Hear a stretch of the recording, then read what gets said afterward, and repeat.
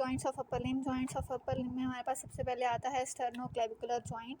Pelvic girdle pectoral girdle के जो दो जॉइंट्स हैं, एक है हमारे पास स्टर्नोक्लेविकुलर जॉइंट और दूसरा हमारे पास एक्रोमियोक्लेविकुलर जॉइंट। स्टर्नोक्लेविकुलर जॉइंट जो है वो साइनोवियल जॉइंट की टाइप है और ये वाहिद साइनोवियल जॉइंट है जिसके अंदर जो आर्टिकुलर डिस्क है वो फाइब्रोकार्टिलेज की है। इस डिस्क की वजह से ये जो जॉइंट है ये दो कैविटीज़ के अंदर डिवाइड हो जाता है। इसको दो कैविटीज़ में जब ये जॉइंट डिवाइड हो जाता है तो इसको हम कहते हैं complex joint.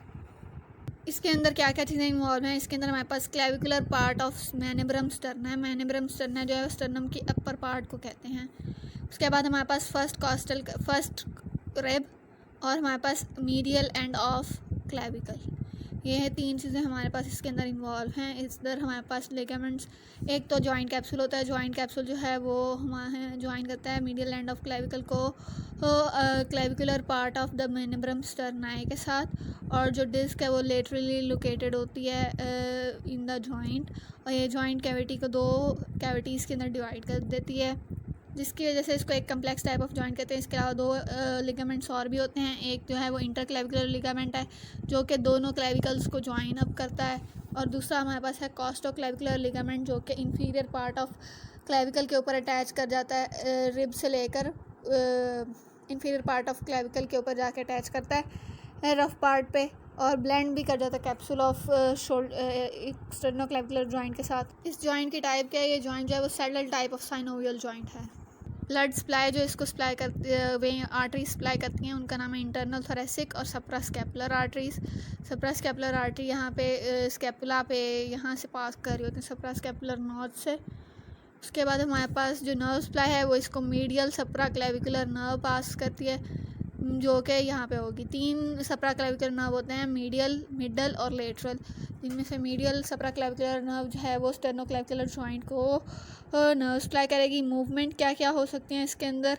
Elevation, depression, protraction, retraction. Elevation का मतलब है इसका ऊपर को उठना, डिप्रेशन का मतलब है इसका नीचे को आना क्लेविकल का।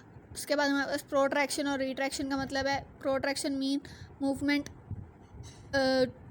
फ्रंट की तरफ और रिट्रैक्शन मीन मूवमेंट बैक की तरफ। ये सारी मूवमेंट स्कैपुला की हैं। ये स्कैपुला की मूवमेंट किसकी वजह से हैं?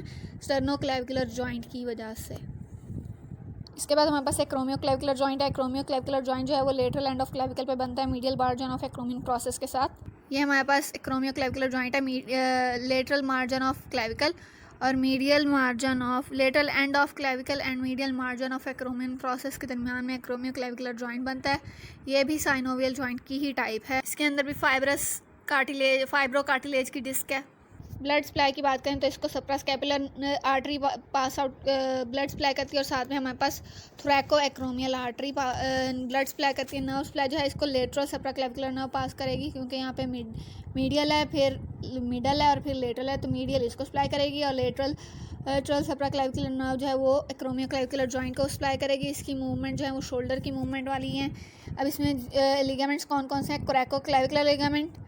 कोरैकोक्लेविकुलर लिगामेंट जो है वो कोराकॉइड प्रोसेस को कनेक्ट आउट करता है हमारे पास क्लेविकल के साथ with the conoid and trapezoid part of coracoclavicular ligament. Movement क्या क्या होती हैं? शोल्डर गर्डल या पेक्टोरल गर्डल पे दो जॉइंट्स पे जैसे मूवमेंट होती हैं।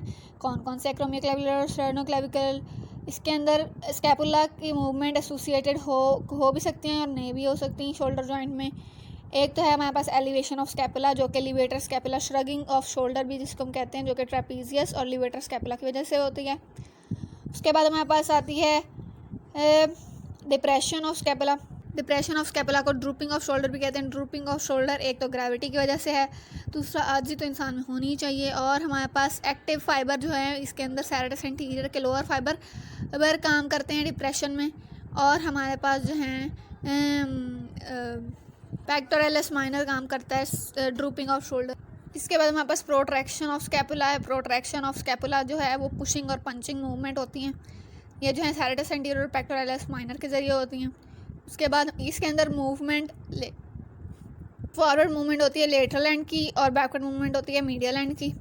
इसके बाद हमारे पास retraction of scapula. Retraction of scapula को स्क्वायरिंग द शोल्डर भी कहते हैं। इसके अंदर हमारे पास रोम्बॉइड्स काम करते हैं। यहाँ पे रोम्बॉइड्स अटैच होते हैं मीडियल बॉर्डर के बैक साइड पे। रोम्बॉइड मेजर और रोम्बॉइड माइनर, और इसके अंदर बैकवर्ड मूवमेंट होती है लेटरल एंड की, और फॉरवर्ड मूवमेंट होती है मीडियल एंड की। और इसके अलावा जो हमारे पास लेटरल और फॉरवर्ड रोटेशन ऑफ स्कैपुला है जो कि ओवरहेड एबडक्शन की वजह से हो। इसके बाद हमारे पास मीडियल और बैकवर्ड रोटेशन होती है स्कैपुला की। मीडियल और बैकवर्ड रोटेशन जो है वो ग्रेविटी की वजह से होती है, और लिवेटर स्कैपुली और रोम्बॉइड्स के एक्शन की वजह से होती है। इसके बाद हमारे पास शोल्डर जॉइंट है। शोल्डर जॉइंट साइनोवियल जॉइंट की ball and socket type of joint है। इसके पास जो है आर्टिकुलर सरफेस कौन सी है? आर्टिकुलर सरफेस इसके पास ग्लिनोइड कैविटी है स्कैपुला की, और इसके ऊपर अटैच होता है head of humerus. Glenohumeral articulation होती है, इसको ग्लिनोह्यूमरल जॉइंट भी कहते हैं।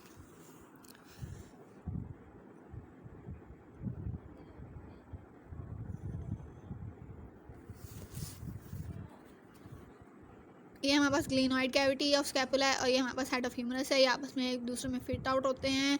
यहाँ पे एक लैब्रम लगा हुआ होता है, ग्लिनोइड लैब्रम, जो कि इसको फिट आउट करता है ग्लिनोइड कैविटी के अंदर ताकि ये सही से फिट हो सके।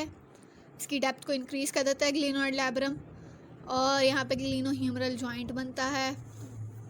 ऐसे तो ये है एक वीक जॉइंट, और इसकी डिस्लोकेशन बहुत आसान होती है इंफीरियरली, लेकिन हेड ऑफ ह्यूमरस को स्टेबलाइज करने के लिए मुख्तलिफ चीज़ें काम करती हैं, जिनके अंदर नंबर 1 है कोरेकोएक्रोमियल आर्च।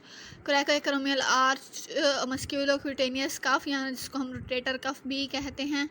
और तीसरी बात ग्लिनोइड लैब्रम, जो कि ग्लिनोइड फॉसा की डीपनिंग करता है ताकि हेड जो है वो ग्लिनोइड कैविटी के साइज़ का हो जाए। ये हमारे पास कोरेकोएक्रोमियल आर्च। कोरेकोएक्रोमियल आर्च जो है वो कोराकॉइड प्रोसेस, एक्रोमियन प्रोसेस, और उनके दरमियान में एक लिगामेंट से बनती है जिसको हम कोरेकोएक्रोमियल आर्च कहते हैं। उसके बाद हमारे पास 4 मसल्स हैं सिट्स के रोटेटर कफ जो बनाते हैं सुप्रास्पाइनेटस, इंफ्रास्पाइनेटस,